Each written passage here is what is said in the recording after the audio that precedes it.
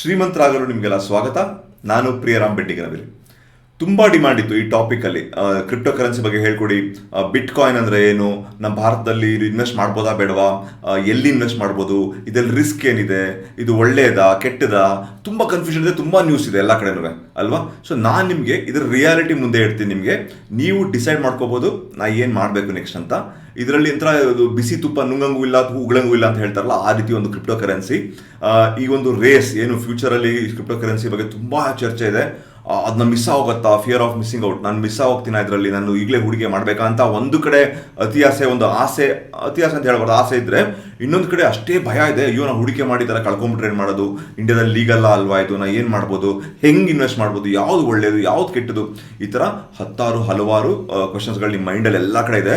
ಈಗ ರೀಸೆಂಟಾಗಿ ನಮ್ಮ ನ್ಯೂಸ್ಗಳಲ್ಲಿ, ಕರ್ನಾಟಕ ನ್ಯೂಸ್ಗಳಲ್ಲಿ ತುಂಬ ಚರ್ಚೆ ಕೂಡ ಆಗಿದೆ. ಕ್ರಿಪ್ಟೋ ಕರೆನ್ಸಿ, ಬಿಟ್ ಕಾಯಿನ್ ಅಂತ ತುಂಬ ಚರ್ಚೆಯಲ್ಲಿ ಕೂಡ ಇದೆ. ಶ್ರೀಕಿ ಅಂತ ಚೀಫ್ ಮಿನಿಸ್ಟರ್ ಹಿಡಿದು ಶ್ರೀಕಿ ಎಲ್ಲರಿಗೂ ಹೆಸರುಗಳು ಬಂತು. ಇದು ತುಂಬ ಒಂದು ದೊಡ್ಡ ಒಂದು ಸ್ಕ್ಯಾಮ್ ಥರ ತೋರಿಸಲಾಗಿತ್ತು. ಇದು ನಿಜವಾಗ್ಲೂ ಒಂದು ಸ್ಕ್ಯಾಮಾ, ನಿಜವಾಗ್ಲೂ ಒಳ್ಳೆಯದಾ, ನಮ್ಗೆ ಬೇಕಾ ಇದು? ಈಗ ಹಿಂದಿನ ಕಾಲದಲ್ಲಿ ಈಗ ಒಂದು 1995-2000 ಬೆಂಗಳೂರಲ್ಲಿ ಕೋರಮಂಗಲದಲ್ಲಿ 20 ಲಕ್ಷಕ್ಕೆ ಮನೆ ಸಿಗ್ತಾ ಇತ್ತು ಅಲ್ವಾ. ಒಂದು 1998 ಅಲ್ಲ, 20 ಲಕ್ಷಕ್ಕೆ ದೊಡ್ಡ 60-40 ಸೈಡಲ್ಲಿ ಮನೆ ಸಿಗ್ತಾ ಇತ್ತು. ಅವಾಗ ಹೂಡಿಕೆ ಮಾಡಿದ್ದು ಇವತ್ತಿಗೆ ಕೋಟ್ಯಾಂತರ ರೂಪಾಯಿ. ಅದೇ ರೀತಿ ಬಿಟ್ಕಾಯಿನ್ ಆಗ್ಬಿಡತ್ತಾ? ಈಗ ನಾನು ಸ್ಟಾರ್ಟಿಂಗಲ್ಲೇ ಹೂಡಿಕೆ ಮಾಡಬೇಕಾ, ಇಲ್ಲಾಂದ್ರೆ ಮಿಸ್ ಆಗೋದ್ರೆ ನಂಗೆ ಆಗಲ್ವಾ? ಇದೆಲ್ಲ ಕ್ವಶನ್ಗಳು ಈ ಒಂದು ಏನು ನನ್ನ ಒಂದು ಗ್ಯಾನ್ ಸೀರೀಸ್ ವಿಡಿಯೋ ಇದೆ. ಇದರಲ್ಲಿ ನಿಮಗೆ ಪ್ರತಿಯೊಂದಕ್ಕೂ ಕ್ಲಾರಿಟಿ ಸಿಗುತ್ತೆ. ದಯವಿಟ್ಟು ಕೊನೆ ತನಕ ಸ್ಕಿಪ್ ಮಾಡದೆ ನೋಡಿ. ಇದರಲ್ಲಿ ನಿಮಗೆ ಏನು ಬೇಕೋ ಪ್ರತಿಯೊಂದು ತುಂಬ ಈಸಿಯಾಗಿ ನಾನು ನಿಮಗೆ ಹೇಳ್ಕೊಡ್ತೀನಿ. ಬನ್ನಿ ನೋಡೋಣ ಕ್ರಿಪ್ಟೋ ಕರೆನ್ಸಿ ಅಂದರೆ ಏನು ಅಂತ.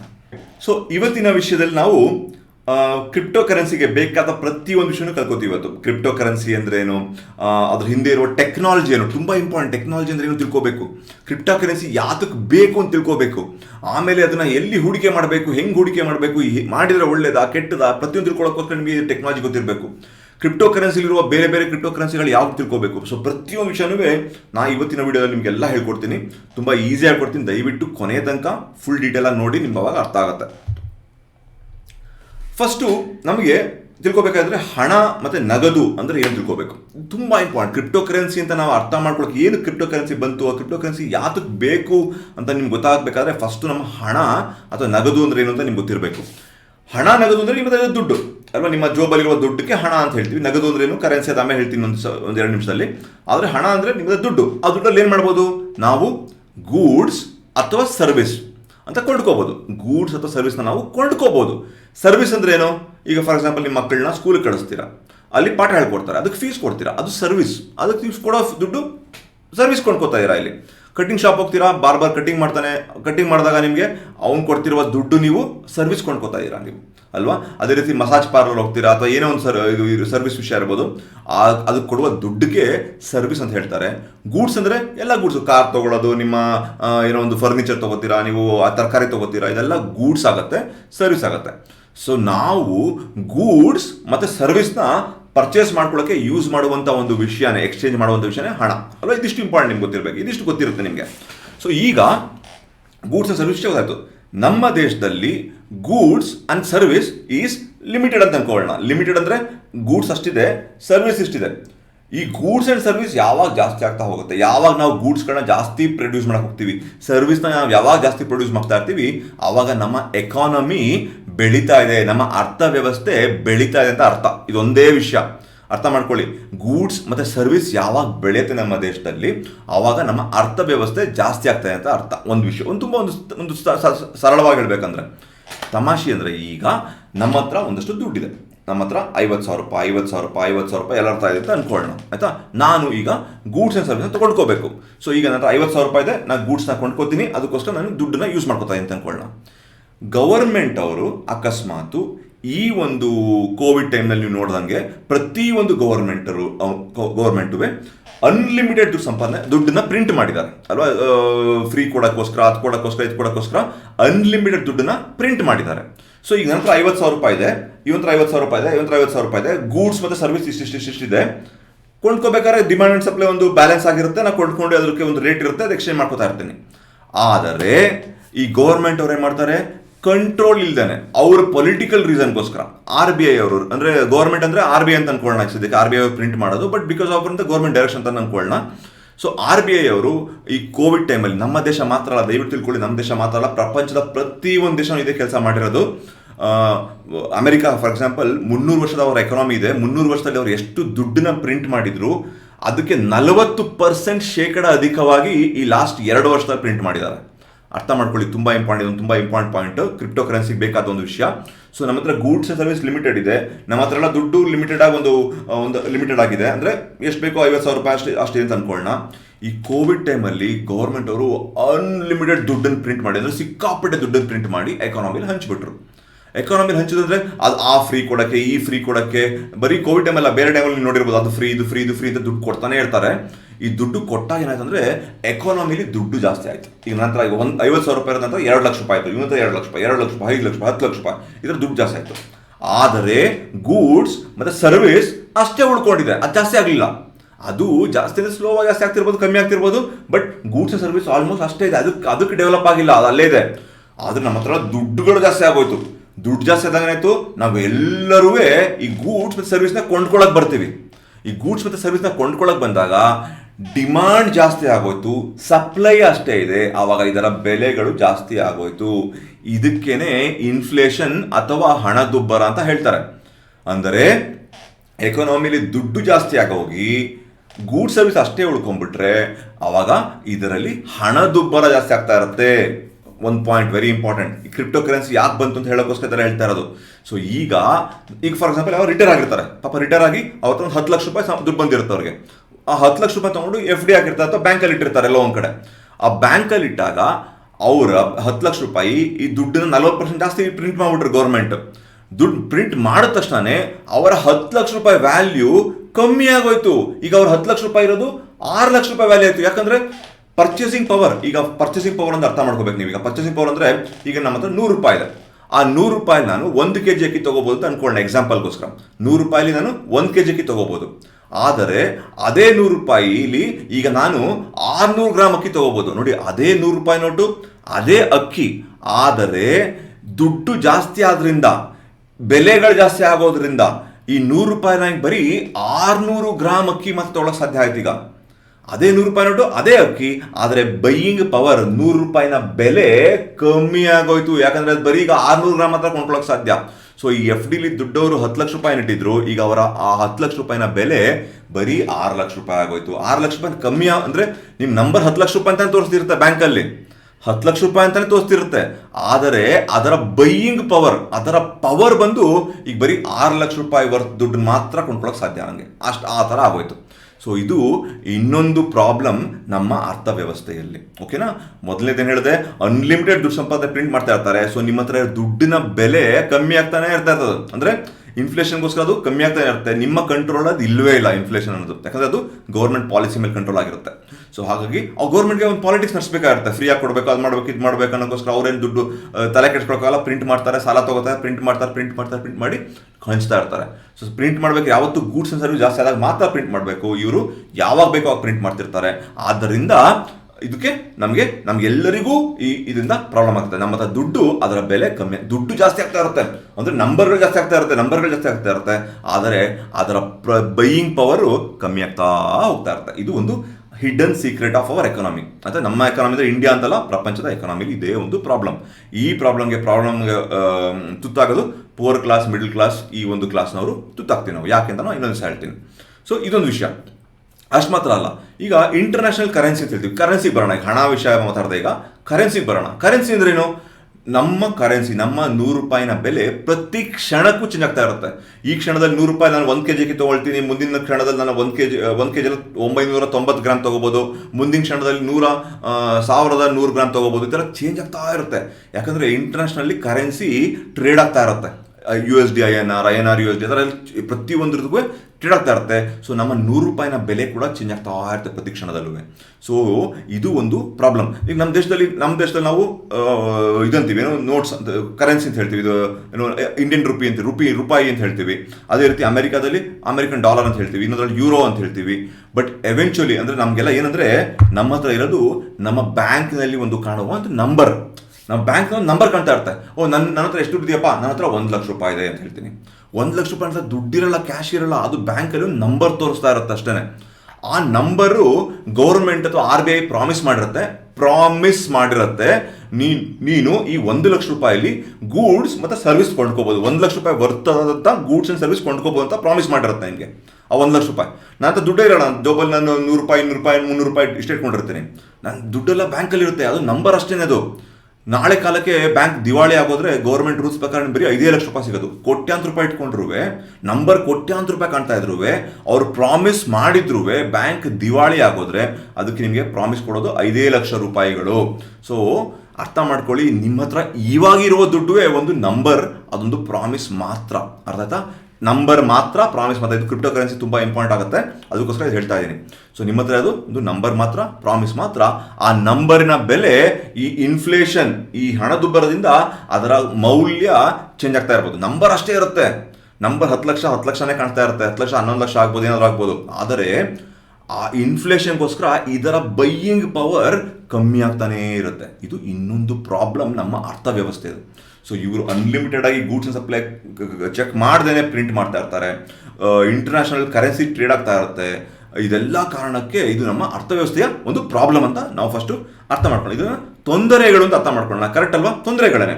ಈ ಕೋವಿಡ್ ಟೈಮಲ್ಲಿ ಫ್ರೀಯಾಗಿ ಹಣ ಹಂಚೋಕ್ಕೋಸ್ಕರ ಗೌರ್ಮೆಂಟ್ ಅವರು ತಮ್ಮ ಗೌರ್ಮೆಂಟ್ನ ಉಳಿಸ್ಕೊಳ್ಳೋಕ್ಕೋಸ್ಕರ ಸಿಕ್ಕಾಪಟ್ಟೆ ಪ್ರಿಂಟ್ ಮಾಡಿದ್ರು. ನಮ್ಮ ದೇಶ ಮಾತ್ರ ಅಲ್ಲ, ಪ್ರತಿಯೊಂದು ದೇಶದಲ್ಲೂ ಆ ಪ್ರಿಂಟ್ ಮಾಡಿರೋದ್ರಿಂದ ನಮಗಳಿಗೆ ತೊಂದರೆ. ಈಗ ಆಲ್ರೆಡಿ ನಾವು ನೋಡ್ತಿರ್ಬೋದು, ಹಣದುಬ್ಬರ ಎಲ್ಲ ಕಡೆ ಜಾಸ್ತಿ ಆಗ್ತಾ ಇದೆ ಅಲ್ವಾ? ಯಾಕಂದ್ರೆ ಎಲ್ರಿಗೂ ಬೈ ಮಾಡಬೇಕು. ನಾನು ದುಡ್ಡು ಬಂದ್ಬಿಡ್ತಪ್ಪ, ಕಾರ್ ತೊಗೊಳ್ಳೋಣಪ್ಪ, ದುಡ್ಡು ಬಂತಪ್ಪ ಒಂದು ಸೈಟ್ ತೊಗೊಳ್ಳೋಣಪ್ಪ, ಮನೆ ಕಟ್ಟೋಣಪ್ಪ, ಅದು ಮಾಡೋಣಪ್ಪ ಅಂತ ಹೇಳ್ತೀವಿ. ಅದೇ ದುಡ್ಡು ಇಲ್ಲ ಅಂದರೆ ಸುಮ್ಮನೆ ಇರೋಣಪ್ಪ ಅಂತ ಹೇಳ್ತೀವಿ. ಅವಾಗ ಡಿಮ್ಯಾಂಡ್ ಕಮ್ಮಿ ಆಗುತ್ತೆ, ಸಪ್ಲೈ ಇದರಿಂದ ದುಡ್ಡು ಕೂಡ ಅದ್ರ ವ್ಯಾಲ್ಯೂ ಕಮ್ಮಿ ಆಗ್ತಾ ಇದೆ. ಅಂದರೆ ನಾರ್ಮಲ್ ಆಗಿರುತ್ತೆ. ಎಲ್ಲರ ಹತ್ರ ದುಡ್ಡು ಬಂದಾಗ ನಾವೆಲ್ಲರೂ ಕೊಂಡ್ಕೋಬೇಕು ಅಂತ ಹೋಗ್ತೀವಿ. ತಪ್ಪು ಸರಿನಾ, ಅದು ಸೆಕೆಂಡ್ರಿ. ನೋಡೋಣ, ಇನ್ಫ್ಲೇಷನ್ ತಪ್ಪೇನೆ ಯಾವತ್ತೂ, ನಮಗೆಲ್ಲರಿಗೂ ತೊಂದರೆನೇ ಅದರಿಂದ, ಯಾವತ್ತೂ ಒಳ್ಳೇದಲ್ಲ. ಸೊ ಡಿಮಾಂಡ್ ಆ್ಯಂಡ್ ಸಪ್ಲೈ, ಇದರಿಂದಾನೇ ಗೂಡ್ಸ್ ಆ್ಯಂಡ್ ಸಪ್ಲೈ, ಅದು ಗೂಡ್ಸ್ ಜಾಸ್ತಿ ಆಗ್ತಾ ಇದೆ. ಆದರೆ ಇವ್ರು ಪ್ರಿಂಟ್ ಮಾಡ್ಬೋದು. ಇವರು ಹೆಂಗೋ ಮಾಡಿದಾಗ ನಮ್ಮ ದುಡ್ಡು ನಂಬರ್ ಏನು ಕಾಣ್ತೀವಿ ಅದರ ಬೈಯಿಂಗ್ ಪವರ್ ಕಮ್ಮಿ ಆಗ್ತದೆ. ಇದೊಂದು ಅರ್ಥ ಮಾಡ್ಕೊಳ್ಳಿ ದಯವಿಟ್ಟು. ಇದೊಂದು ಎಕಾನಮಿಯ ತುಂಬ ಇಂಪಾರ್ಟೆಂಟ್ ವಿಷಯ, ಆಯಿತಾ? ಸೊ ಇದು ನಮ್ಮ ತೊಂದರೆಗಳು. ಈಗ ಕ್ರಿಪ್ಟೋ ಕರೆನ್ಸಿಗೆ ಹೋಗೋಕೆ ಮುಂಚೆ ಈ ಹಣ, ಈ ನಮ್ಮ ಅರ್ಥವ್ಯವಸ್ಥೆ ಪ್ರಾಬ್ಲಮ್ ಅರ್ಥ ಮಾಡ್ಕೋಬೇಕು ಅಷ್ಟು. ಅದೊಂದು ಮಾತ್ರ ಅಲ್ಲ, ಈಗ ನಮ್ಮ ಹತ್ರ ಇದೆಲ್ಲ ಗ್ಲೋಬಲೈಸೇಷನ್, ಈಗೆಲ್ಲ ಗ್ಲೋಬಲೈಸೇಷನ್ ಅಲ್ವಾ? ಈಗ ನಾವು ಹಾಕೊಳ್ಳೋ ಬಟ್ಟೆಯಿಂದ ಹಿಡಿದು ತಿನ್ನೋ ಅನ್ನ ಕೂಡ ಗ್ಲೋಬಲಲ್ಲಿ, ಪ್ರಪಂಚದಲ್ಲಿ ಯಾವ ಪ್ರೈಸ್ ಇದೆ, ಯಾವ ಬೆಲೆ ಇದೆ, ಅದರ ಆಧಾರಿತವಾಗಿ ನಮಗೆ ಸಿಗುವ ಅಕ್ಕಿಯ ಬೆಲೆ ಇರುತ್ತೆ, ನಾವು ಹಾಕೊಳ್ಳೋ ಟಿ ಶರ್ಟ್ ಬೆಲೆ ಇರುತ್ತೆ, ನಾವು ಹಾಕೊಳ್ಳೋ ಪೆಟ್ರೋಲ್ ಬೆಲೆ ಇರುತ್ತೆ. ಪ್ರಪಂಚದಲ್ಲಿ ಎಷ್ಟು ಡಿಮಾಂಡ್ ಆ್ಯಂಡ್ ಸಪ್ಲೈ ಇದೆ, ಪ್ರಪಂಚದಲ್ಲಿ ಅದರ ಬೆಲೆ ಎಷ್ಟು ನಿಗದಿತವಾಗುತ್ತೆ, ಅದರ ಬೇಸಿಸ್ ಮೇಲೆ ತಿನ್ನೋ ಅನ್ನದ ಬೆಲೆ ಇರುತ್ತೆ. ನಾವು ಮಂಡ್ಯದಲ್ಲಿ, ನಿಮ್ಮ ಹಳ್ಳಿಯಲ್ಲಿ ತಿನ್ನುವ ಬೆಲೆ ಕೂಡ ಪ್ರಪಂಚದಲ್ಲಿರುವ ಬೆಲೆಗಳ ಮೇಲೆ ನಿರ್ಧಾರಿತವಾಗುತ್ತೆ. ಸೊ ಎಲ್ಲ ಗ್ಲೋಬಲೈಸೇಷನ್. ಆದರೆ ನಾನು ಕೊಂಡ್ಕೋಬೇಕಾದ್ರೆ, ಏನೋ ಒಂದು ವಸ್ತು ಕೊಂಡ್ಕೋಬೇಕಾದ್ರೆ, ನನ್ನ ದೇಶದಲ್ಲಿ ಎಷ್ಟು ಬೆಲೆ ಅಷ್ಟು ಮಾತ್ರ ಕೊಂಡ್ಕೋಬೋದು. ಈಗ ಚೈನಾದಲ್ಲಿ ಅಥವಾ ಅಮೆರಿಕಾದಲ್ಲಿ ಒಂದು ಶಾಂಪೂ ಅಂತ ಅನ್ಕೊಳ್ಳೋಣ, ಶಾಂಪೂ ಬಾಟ್ಲ್ ಅಮೆರಿಕಾದಲ್ಲಿ 20 ರೂಪಾಯಿ ಸಿಗ್ತಾ ಇರುತ್ತೆ, ನಮ್ಮ ದೇಶದಲ್ಲಿ 100 ರೂಪಾಯಿ ಮಾಡ್ತಿರ್ತಾನೆ ಅದೇ ಶಾಂಪೂನ. ನಾನು ಯಾಕೆ ಅಮೆರಿಕಲ್ಲ ಕೊಂಡ್ಕೋಬಾರ್ದು?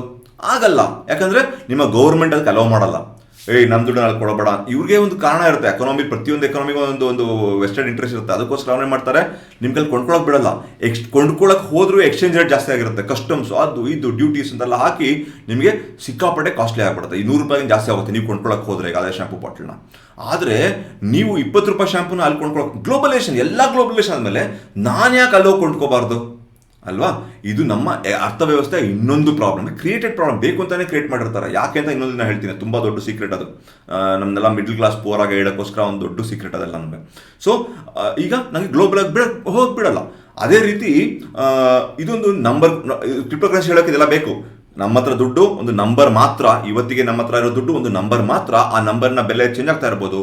ಪ್ಲಸ್ ನಾನು ಗ್ಲೋಬಲ್ ಆಗಿ ನಾನು ಅದನ್ನು ಆ್ಯಕ್ಟ್ ಮಾಡೋಕ್ಕೆ ಆಗೋದಿಲ್ಲ. ಸೊ ಇದೆಲ್ಲ ಪ್ರಾಬ್ಲಮ್ ಇರುತ್ತೆ.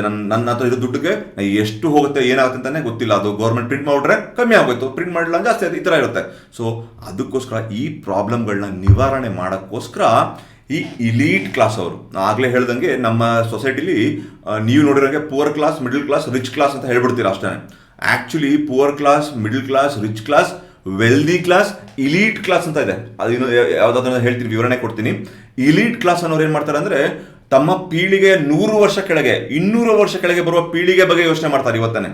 ಅವ್ರುಗಳು ಇಲೀಟ್ ಕ್ಲಾಸ್ ಅಂತ ಹೇಳ್ತಾರೆ. ಪುವರ್ ಕ್ಲಾಸ್ ಅವ್ರ ಪಾಪ ಇವತ್ತಿನ ದಿನ ಊಟ ಸಿಗುತ್ತೆ, ಮಧ್ಯಾಹ್ನ ಊಟ ಅಂತ ಯೋಚನೆ ಮಾಡ್ತಿರ್ತಾರೆ. ಆದರೆ ಇಲೀಟ್ ಕ್ಲಾಸ್ ಅವರು 200 ವರ್ಷ ಮುಂಚೆ ಬರುವ ನನ್ನ ಪೀಳಿಗೆ ಚೆನ್ನಾಗಿರುತ್ತೆ ಅಂತ ಯೋಚನೆ ಮಾಡೋರು ಇಲೀಟ್ ಕ್ಲಾಸ್.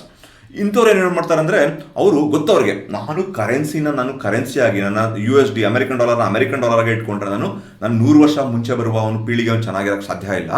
ಅದಕ್ಕೋಸ್ಕರ ಈ ಒಂದು ಇನ್ಫ್ಲೇಷನ್ ಇಂದ ಹೊರಬರುವ ಕೆಲವು ವಿಷಯಗಳಲ್ಲಿ ನಾನು ಹೂಡಿಕೆ ಮಾಡಬೇಕು ಅಂತ ಯೋಚನೆ ಮಾಡ್ತಿರ್ತಾನೆ. ಅದಕ್ಕೆ ಹುಡುಕ್ತಾ ಇರ್ತಾನೆ ಅವನು.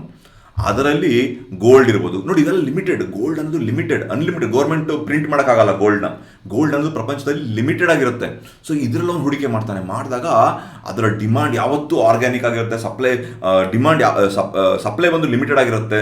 ಸೊ ಡಿಮಾಂಡ್ ಯಾವುದು ಬೆಳೀತಾ ಇರುತ್ತೆ. ಅದಕ್ಕೋಸ್ಕರ ಗೋಲ್ಡಲ್ಲಿ ಇನ್ವೆಸ್ಟ್ ಮಾಡ್ತಾನೆ ಅವನು. ಗೋಲ್ಡ್ ಮಾತ್ರ ಅಲ್ಲ, ಪ್ರೆಷಿಯಸ್ ಮೆಟಲ್, ಡೈಮಂಡ್ಗಳು, ಪ್ರೆಷಿಯಸ್ ಸ್ಟೋನ್ಗಳು ಇಂಥದ್ರಲ್ಲಿ ಹೂಡಿಕೆ ಮಾಡ್ತಾನೆ.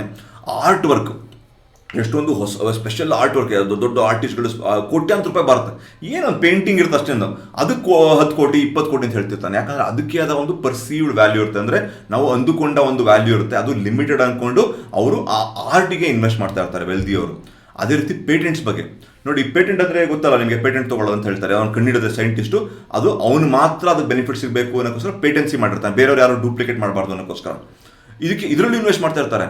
ಈಗ ಬಿಲ್ ಗೇಟ್ಸ್ ಬಿಲ್ ಗೇಟ್ಸ್ ಒಬ್ಬ ಸಾಫ್ಟ್ವೇರ್ ಮಾಡೋನು. ಅವನಿಗೂ ಕೋವಿಡ್ಗೂ ಏನು ಸಂಬಂಧ ಅಂದರೆ ಬಿಲ್ ಗೇಟ್ಸ್ ಒಬ್ಬ ಇಲೀಟ್ ಕ್ಲಾಸ್ ಅವನೇನು ಮಾಡ್ದ ಅಂದರೆ ಈ ಕೋವಿಡ್ ಪೇಟೆಂಟ್ನ ತನ್ನ ಇದರಲ್ಲಿ ಪರ್ಚೇಸ್ ಮಾಡಿ ಇಟ್ಕೊಂಡವನು. ಆಯಿತಾ, ಕೋವಿಡ್ಗೆ ವ್ಯಾಕ್ಸಿನೇಷನ್ಗೆ.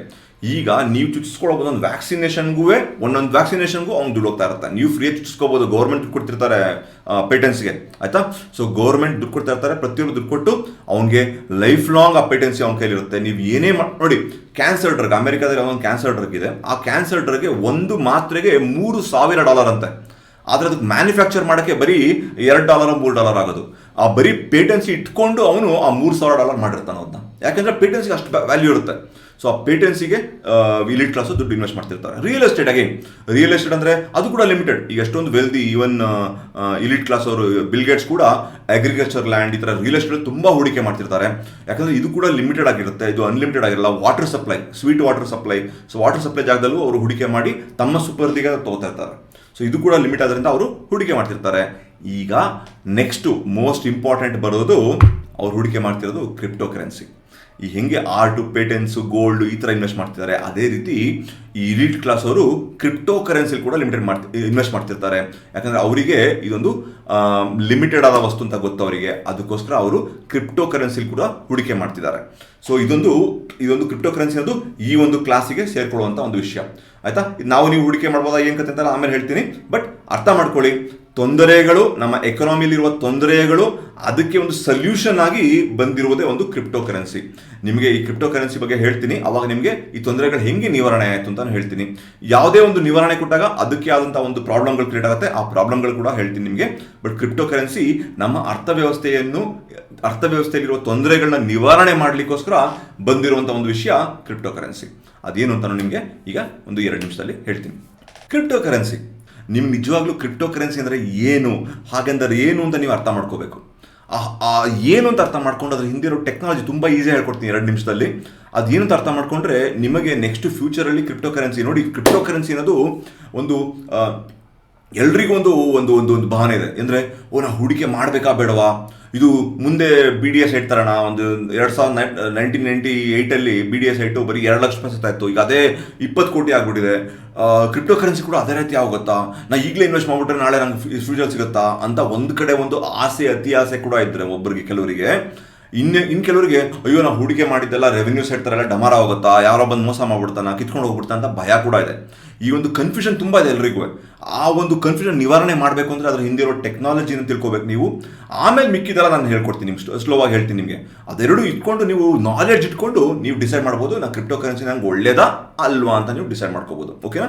ಸೊ ಅದು ನಾನು ನಿಮಗೆ ಹೇಳ್ತೀನಿ. ಸೊ ಕ್ರಿಪ್ಟೋ ಕರೆನ್ಸಿ ತಿಳ್ಕೊಬೇಕಂದ್ರೆ ನೀವು ಫಸ್ಟ್ ತಿಳ್ಕೊಬೇಕಾಗಿರೋದು ಅದರ ಹಿಂದಿರೋ technology. First peer to peer. ಏನು ಪಿಯರ್ ಟು ಪಿಯರ್? ನೋಡಿ, ಯಾವುದು ಕಷ್ಟ ಇಲ್ಲ. ಸುಮ್ಮನೆ ಇಂಗ್ಲೀಷಲ್ಲಿ ಬಂದ್ಬಿಟ್ಟ ತಕ್ಷಣ ಅದು ಕಷ್ಟ ಅಂತ ಅನ್ಕೋಬಾರ್ದು. ಅದು ನಾನು ನಿಮಗೆಲ್ಲ ಹೇಳ್ತೀನಿ. ಪಿಯರ್ ಟು ಪಿಯರ್ ಅಂದರೆ ಏನು ಅಂತ ಹೇಳ್ತೀನಿ. ಸೊ ಪಿಯರ್ ಟು ಪಿಯರ್ ಅರ್ಥ ಮಾಡ್ಕೊಳ್ಳೋಕೆ ಮುಂಚೆ ಇವಾಗ ಹೆಂಗಿದೆ ಅಂತ ನೋಡೋಣ. ಇವಾಗ ಹೆಂಗಿದೆ? ಈಗ ಒಂದು ಸೆಂಟ್ರಲೈಸ್ಡ್ ಒಂದು ಸ್ಪಾಟ್ ಇದೆ, RBI ಅಂತ ಹೇಳ್ತಾರೆ, ರಿಸರ್ವ್ ಬ್ಯಾಂಕ್ ಆಫ್ ಇಂಡಿಯಾ. ನಮ್ಮ ದೇಶದಲ್ಲಿ RBI ಅಂದರೆ, ಬೇರೆ ದೇಶಗಳಲ್ಲಿ ಫೆಡ್, ಅಮೆರಿಕಾದ ಫೆಡ್ ಅಂತ ಹೇಳ್ಬೋದು. ಅವರು ಪ್ರಿಂಟ್ ಮಾಡೋದು ನೋಡು.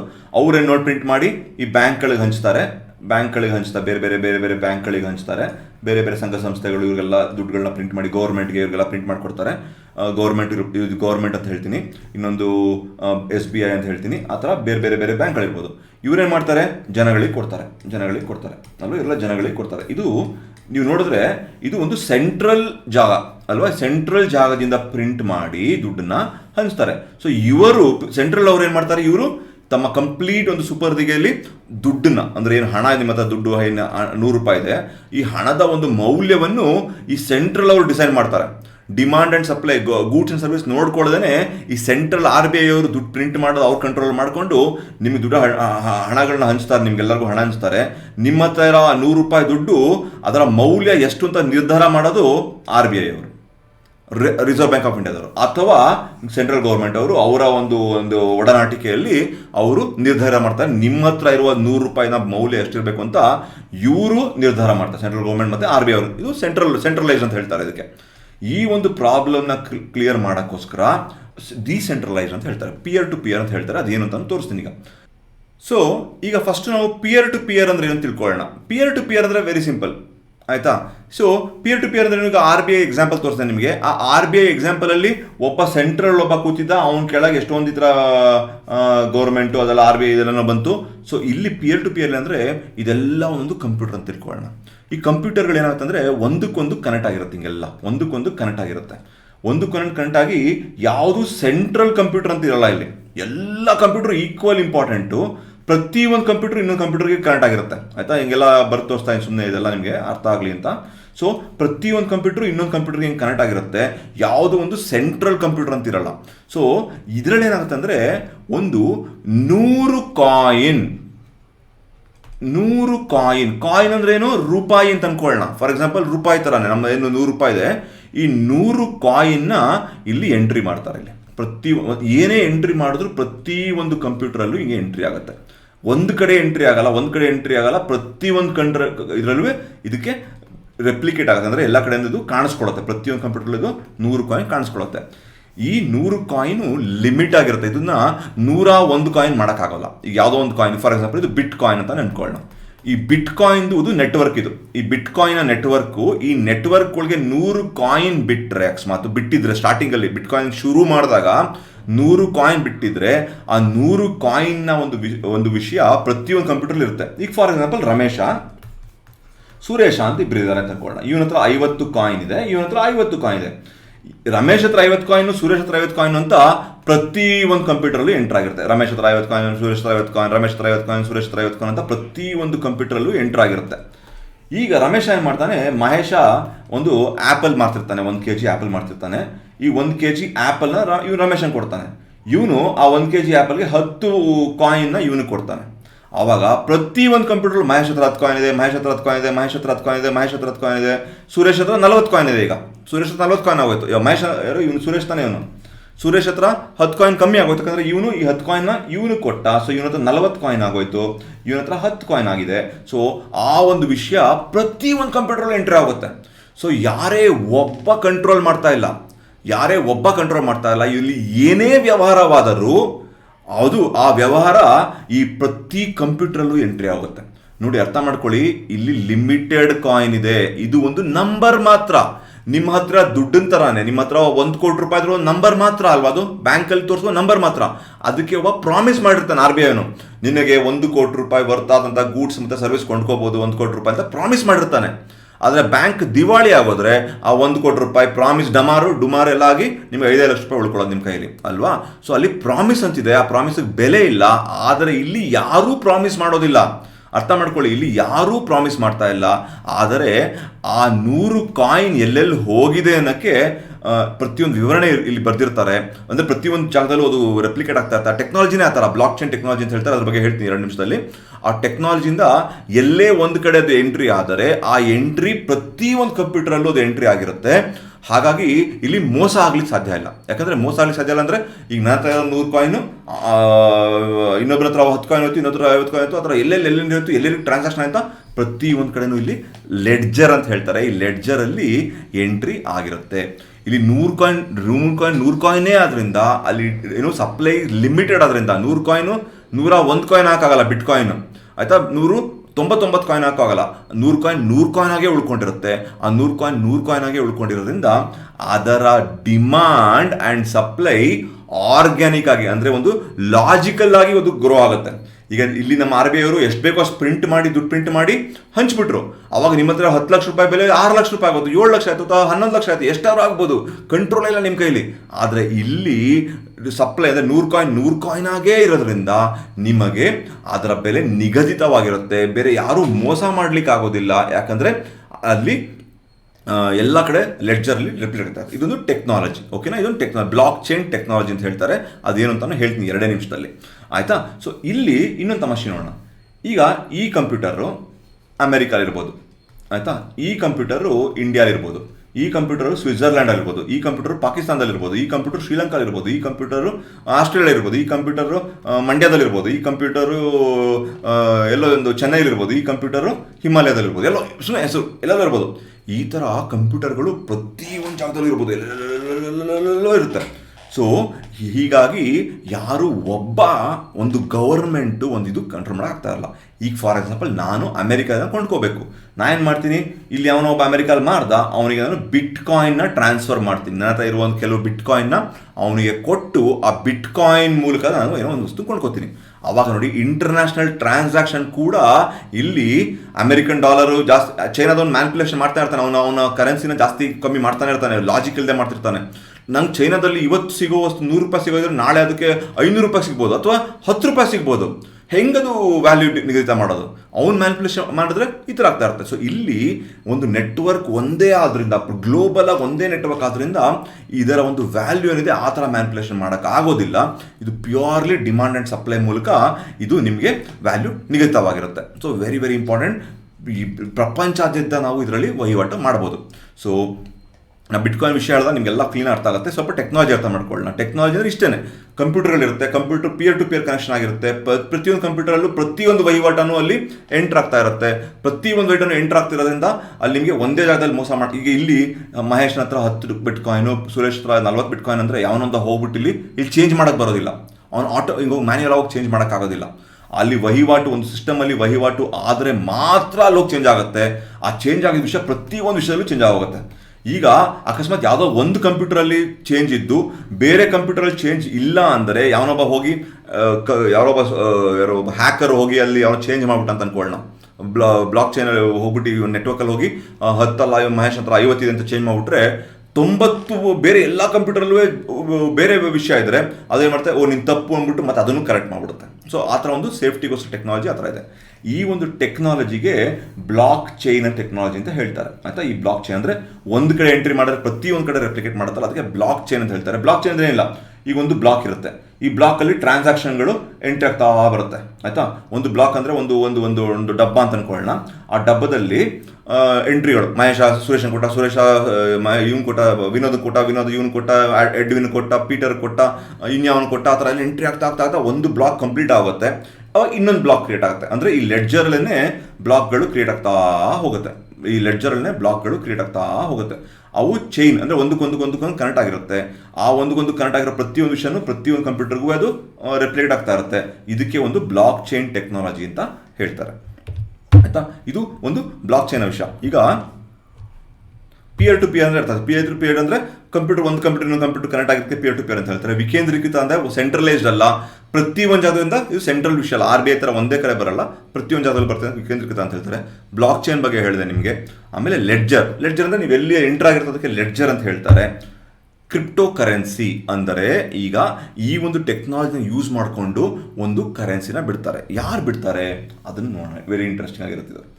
ಅದು ನಾನು ಬಿಟ್ಕಾಯಿನ್ ಬರ್ಬೇಕಾದ್ರೆ ಹೇಳ್ತೀನಿ. ಈಗ 100 ಕಾಯಿನ್ ಬಿಟ್ಟೆ ಅಂತ ಹೇಳ್ದೆ ನಾನು, ಯಾರೋ ಒಬ್ಬ 100 ಕಾಯಿನ್ಸ್ ಬಿಟ್ಟ ಅಂತ ಹೇಳ್ದೆ ನಾನು. ಈ 100 ಕಾಯಿನ್ಸ್ ಬಿಟ್ಟಾಗ, ಈ 100 ಕಾಯಿನ್ ಬಿಟ್ಟಾಗ ಆ 100 ಕಾಯಿನ್ ಲಿಮಿಟ್ ಆಗಿರುತ್ತೆ ಅಂತ ಹೇಳಿದೆ. ಈ ಒಂದು ಇದಕ್ಕೆ ಬಿಟ್ ಕಾಯಿನ್ ಅಂತ ಹೇಳ್ಬೋದು, ಅಥವಾ ರಿಪ್ಪಲ್ ಅಂತ ಇರ್ಬೋದು, ಅಥವಾ ಬೇರೆ ಬೇರೆ ಬೇರೆ ಕಾಯಿನ್ಗಳಿರುತ್ತೆ. ಈ ಪ್ರತಿಯೊಂದಕ್ಕೂ ನೆಟ್ವರ್ಕೇ ಬೇರೆ ಬೇರೆ ಇರುತ್ತೆ. ಈಗ ಏನು ಕಂಪ್ಯೂಟರ್ಗಳು ಹಾಕಿ ತೋರಿಸ್ದೆ ನಿಮಗೆ, ನಾನು ಈ ಥರ ಕಂಪ್ಯೂಟರ್ಗಳು ಹಾಕಿ ತೋರಿಸ್ದೆ. ಈ ಒಂದು ಕಂಪ್ಯೂಟರ್ ಒಂದು ಚೈನ್, ನೆಟ್ವರ್ಕ್ ಚೈನ್ ಇದೆ. ಇದು ಯಾವುದೋ ಒಂದು ಕರೆನ್ಸಿಗೆ ಸೀಮಿತವಾದ ನೆಟ್ವರ್ಕ್. ಅದೇ ರೀತಿ ಇನ್ನೊಂದು ಕ್ರಿಪ್ಟೋ ಕರೆನ್ಸಿ, ಈಗ ಒಂದು ಬಿಟ್ಕಾಯಿನ್ ಅನ್ನೋದು ಒಂದು ಕ್ರಿಪ್ಟೋ ಕರೆನ್ಸಿ, ರಿಪ್ಪಲ್ ಅನ್ನೋದು ಇನ್ನೊಂದು ಕ್ರಿಪ್ಟೋ ಕರೆನ್ಸಿ ಇರ್ಬೋದು. ಅದಕ್ಕೆ ಬೇರೆ ನೆಟ್ವರ್ಕ್ ಇರುತ್ತೆ. ಅಲ್ಲಿ ಈ ರಿಪ್ಪಲ್ ಅನ್ನೋದು ಲಿಮಿಟೆಡ್ ಕಾಯಿನ್ಗಳನ್ನ ಬಿಟ್ಟಿರ್ತಾರೆ, ಬಿಟ್ ಕಾಯಿನ್ ಲಿಮಿಟೆಡ್ ಕಾಯಿನ್ನ ಬಿಟ್ಟಿರ್ತಾರೆ ಆಯ್ತಾ. ಈ ಥರ ಒಂದು ಡಿಜಿಟಲ್ ಕರೆನ್ಸಿಗೆ ಕ್ರಿಪ್ಟೋ ಕರೆನ್ಸಿ ಅಂತ ಹೇಳ್ತಾರೆ. ಅದಕ್ಕೆ ಅದೊಂದು ಸಪ್ರೇಟ್ ಒಂದು ನೆಟ್ವರ್ಕ್ ಇರುತ್ತೆ, ಅದು ಪಿಯರ್ ಟು ಪಿಯರ್ ಆಗಿರುತ್ತೆ, ಅದು ಬ್ಲಾಕ್ ಚೈನ್ ಯೂಸ್ ಮಾಡ್ಕೊಳ್ಳುತ್ತೆ.